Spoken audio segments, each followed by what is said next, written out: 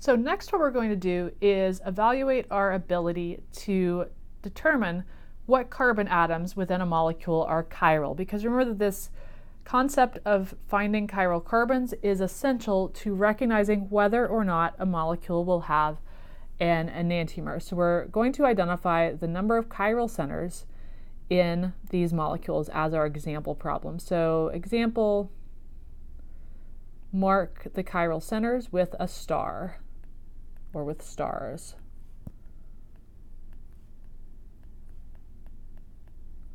So we'll go ahead and draw out some molecules here as our candidate chiral compounds.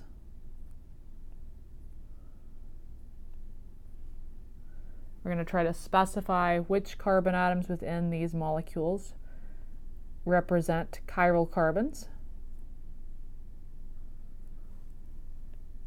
So I'm just drawing out a few different structures here.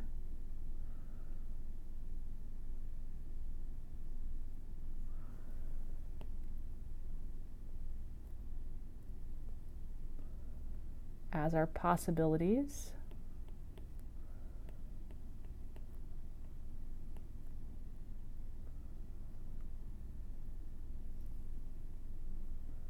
All right, so let's go ahead and start with these molecules where we're going to mark all of the chiral carbons in each compound using a star. So we're going to start with the compound in the upper left. And if you want to test your ability to do this, now would be a good time to hit the pause button, mark in what you think are all the chiral carbons, and then hit play to see if you are right or not.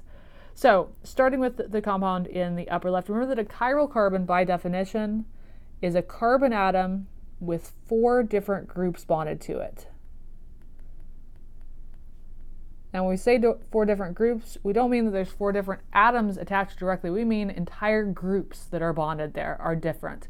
So let's take a look at our carbon atoms. We'll just go one by one and we'll mark off the ones with stars that are chiral. So this carbon here on the end, definitely not chiral. Anything that is a CH2 group or CH3 group absolutely cannot be chiral. So immediately you can add to your list CH3, CH2s, cannot be chiral carbons ever, because chiral by definition means 4 different groups, and a carbon can only have 4 groups in total. So here with CH3 and CH2 you definitely have some duplicating groups there.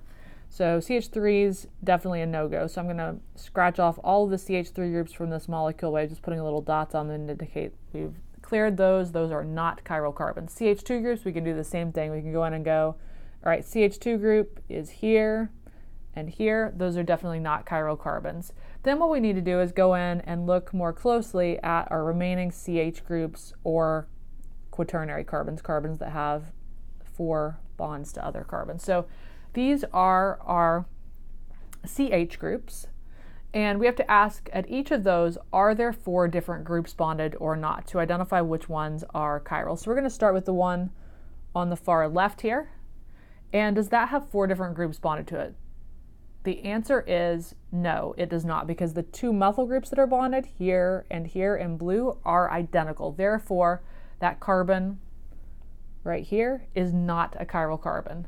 We come to the next carbon that was a candidate as a chiral carbon, this CH group, and we ask ourselves, does it have 4 different groups bonded to it? The answer here is also no, because this particular carbon has 2 isopropyl groups bonded to identical groups. So it has the isopropyl group here, and it also has the isopropyl group here. Those 2 isopropyl groups that I've highlighted in pink are identical. Therefore, that carbon that I put the blue dot on is definitely not a chiral carbon. So that's not chiral.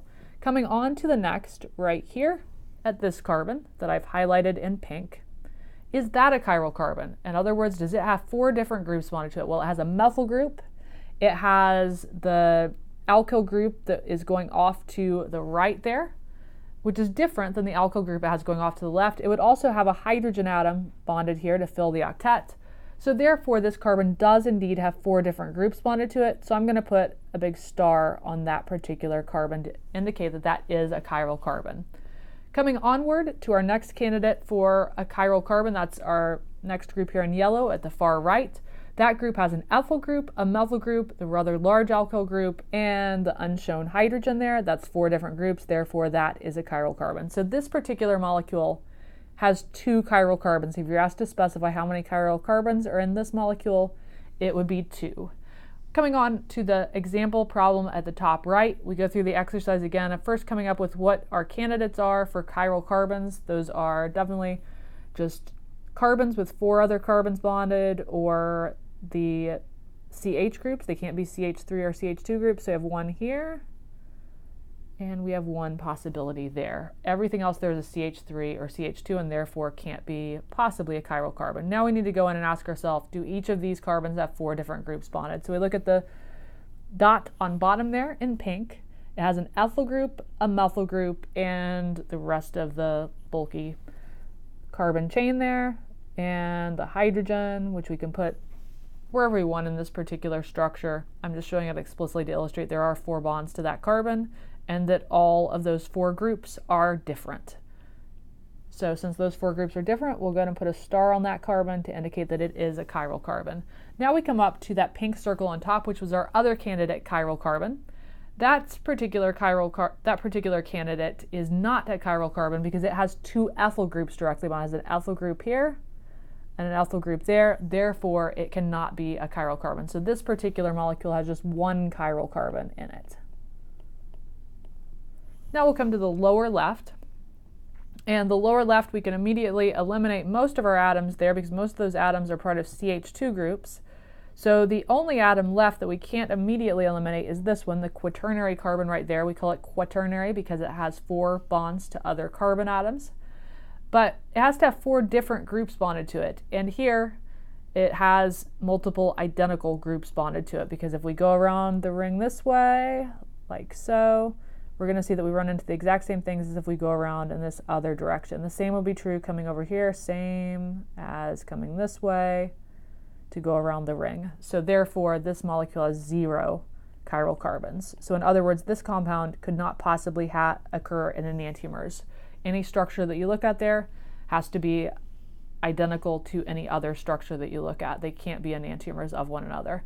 So we come on over to our last example here, our lower right-hand corner example, looking for our chiral carbons. Carbons that have 4 different groups bonded to them. And I see a couple of candidates here for chiral carbons. Right there is a CH group. Right here is a CH group. And everything else going around the ring is a CH2 group or an alkene group. And remember that chiral carbons have to be carbons that are single bonded to other carbons. So looking at these 2 groups, starting with the carbon that's bonded to the hydroxy group, that carbon is directly bonded to a hydroxy group. It's directly bonded as well to a hydrogen, which I could put as a dash to the back left or back right. It doesn't matter which side you put that on. You just would need to recognize that it's there in the line angle formula. That's implied that that has to be the missing part of the tetrahedral shape. We've got a wedge, 2 lines, and therefore we have to have a dash as our missing part. So do we have 4 groups bonded to that carbon that's highlighted in pink there up top? And the answer is yes, we do. We have a hydroxy group, hydrogen. We have the carbon ring that goes off to the right, which is a CH2, carbon to the left, which is a CH. Definitely 4 different groups bonded there, so that gets a star. Coming over to this carbon atom, which I'm going to go ahead and put a star on as well, because it's directly bonded to a chlorine atom. It's directly bonded to the ring.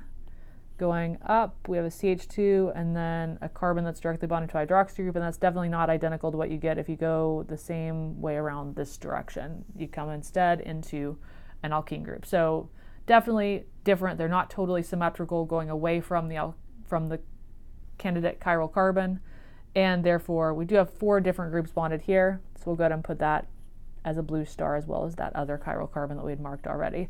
And at this position, by the way, the hydrogen has to be pointed toward you, since that, in this case, would be the missing part of the tetrahedron. So this molecule we would describe as having 2 chiral carbons. All right, the next thing that we're going to do in this segment of getting familiar with enantiomers and this concept of chiral carbons is we are going to learn to draw the enantiomers of molecules. So we're going to do this by looking at an example where we're asked to draw the enantiomer of the molecule that I'm going to show you at left. And I'm going to trick this up a little bit by putting the S there with enantiomers, making this possibly plural.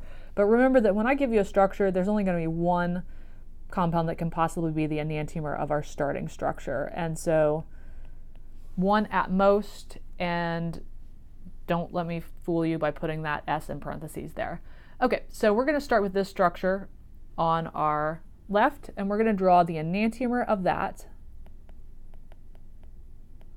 And there's two ways to draw the enantiomer. One is to imagine that you're creating the mirror image. Imagine that you're putting a mirror between the compound on the left and the one you're going to see on the right.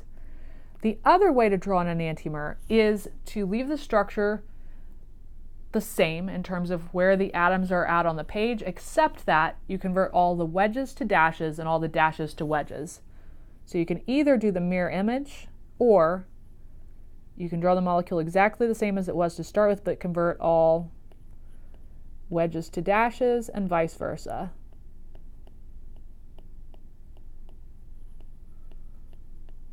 So let's show those two different ways of going about drawing the enantiomer. And this strategy for drawing enantiomers here is a general strategy. It's not specific to this exact example. That's going to be what you'll do anytime you're trying to draw an enantiomer. So let's draw the enantiomer of this molecule. So we can draw the enantiomer of this molecule by imagining that we've installed a mirror. So I'm just going to do dot, dot, dot to represent our mirror. And much like holding up your left hand and right hand, we can imagine if this molecule looked in the mirror, what it would see is what I'm drawing here. Okay, so we draw the mirror image of this, like so. So that's going to be one possible way to show the enantiomer. The other way to show it, rather than showing it by imagining that there's a mirror there, you can accomplish the exact same thing by drawing the structure exactly as we did in the upper left corner, right here, except that we take and convert all the wedges to dashes and all the dashes to wedges. That is also going to allow us to represent that we've made a mirror image. So I'm going to go ahead and draw in the structure the same in general as I did in the upper left, except that that wedge that we had to the hydroxy group becomes a dash to the hydroxy group. So this structure is another way of drawing an enantiomer of the structure that's boxed in the upper left in green. And so the two structures that I have drawn here,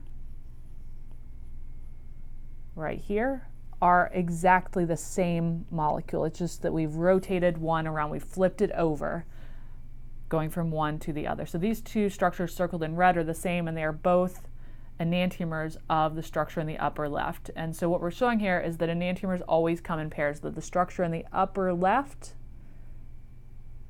is the enantiomer of, however you want to draw it, one of those two ways of drawing it in the lower right. Both of those structures are equally good representatives of enantiomers. So let's do one more example to make sure that we've got this down, this technique of drawing enantiomers.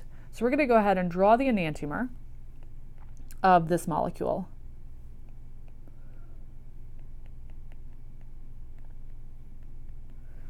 So we're going to go ahead and create our compound of interest here to start with.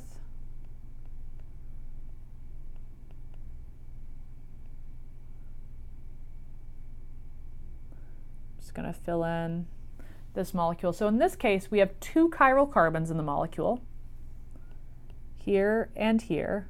So to draw the enantiomer, we can do one of two things. We can either imagine that we've installed a mirror, like we did for the last molecule, and we can draw that object that would be seen in the mirror, or we can alternatively draw the structure the same as we did initially in the upper left, except that we take all the wedges and make them dashes and all the dashes and make them wedges. So our enantiomer here, if we envision that this object is looking into a mirror at itself, just like your left thumb and your right thumb are opposite, same thing here. And we'll go ahead and draw that out. So this would be the way of drawing the mirror image. The other way of drawing the enantiomer, and this structure that we're going to draw here is the same as the one up top, it's just a different way of representing it, is that we draw the two structures, that is the one from the upper left, the same, except that we convert all the wedges to dashes and all the dashes to wedges. So our wedge to a chlorine became a dash to the chlorine. The chlorine's still at the same spot. and our dash to the hydroxy group became a wedge to the hydroxy group. So that's going to give us this right here. So either of these two structures that I'm going to circle for you in red are perfectly acceptable ways to draw the enantiomer of the starting material. Let's do one last example here to make sure that we are on task with this. And in this question, we're going to say draw the enantiomer or enantiomers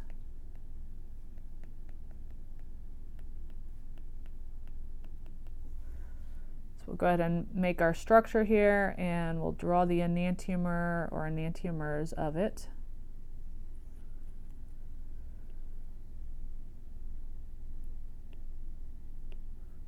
So we're starting with this structure, asked to draw the enantiomers. You can hit pause to make sure that you actually know how to do this.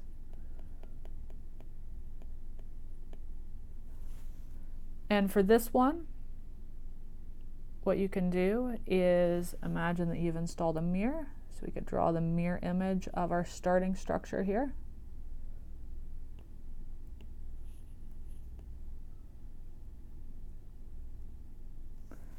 And the alternative to imagining that that structure is seeing itself in the mirror is that we could instead draw it the same as we did to start with, but convert all the wedges to dashes and vice versa. So you can convert the methyl wedge to a methyl dash, bromine wedge to a bromine dash. So either of these two structures that I'm highlighting in red are acceptable ways to draw the enantiomer of the structure on the left.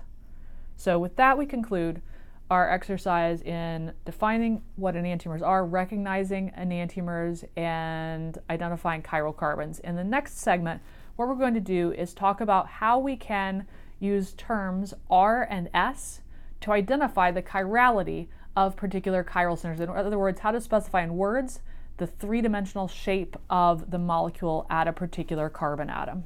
So stay tuned for that.